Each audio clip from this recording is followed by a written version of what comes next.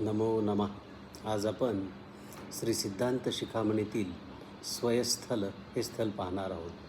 तद्भावक ज्ञापकं ज्ञानं यत्र ज्ञाने लयं व्रजेत तद्वान येष समाख्यात स्वाभिधानो मनीषीभिः.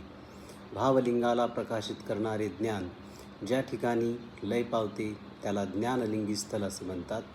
ते प्राप्त झालेल्या ज्ञानलिंगीलाच शिवज्ञानी लोक स्वयस्थल संपन्न असे संबोधतात. स्वच्छंदाचार संतुष्टो ज्योतिर्लिंगपरायण आत्मस्थ सकलाकार स्वाभिधो मुनिसत्तमः. जो आत्मप्रेरित आचरणामध्ये संतुष्ट असतो, बाह्यलिंगाकडे विमुख होऊन जो ज्योतिर्लिंगामध्ये तल्लीन होतो, आपल्या आत्म्याच्या ठिकाणी सर्व सृष्टीला पाहतो, तो स्वयनामक धारण करणारा मुनी श्रेष्ठ होय. निर्ममो निरहंकारो निरस्तक्लेशपंचकः भिक्षाशी समबुद्धिश्च मुक्तप्रायो मुनिर्भवेत.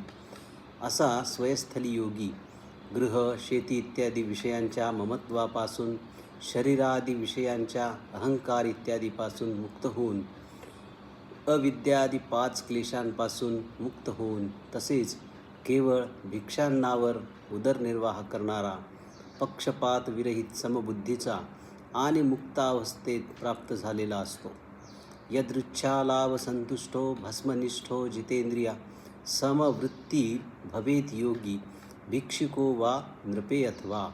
जो सहजासहजी जे मिळेल त्यावर संतुष्ट असतो, भस्मधारण आणि भस्मोद्धुलन यामध्ये श्रद्धा ठेवतो, ज्याने आपली इंद्रिये स्वाधीन ठेवलेली असतात, असा हा स्वयस्थल योगी राजा असो किंवा रंक या दोघांशीही समत्व वृत्तीने वागत असतो.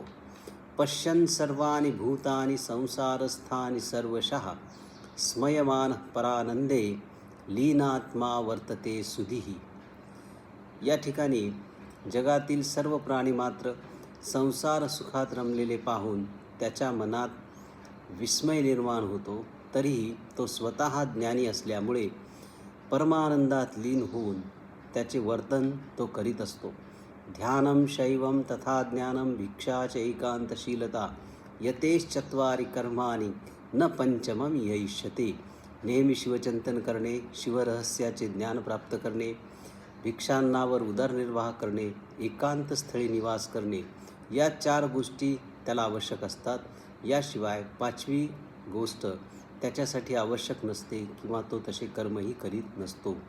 याला स्वयस्थल असे संबोधले आहे.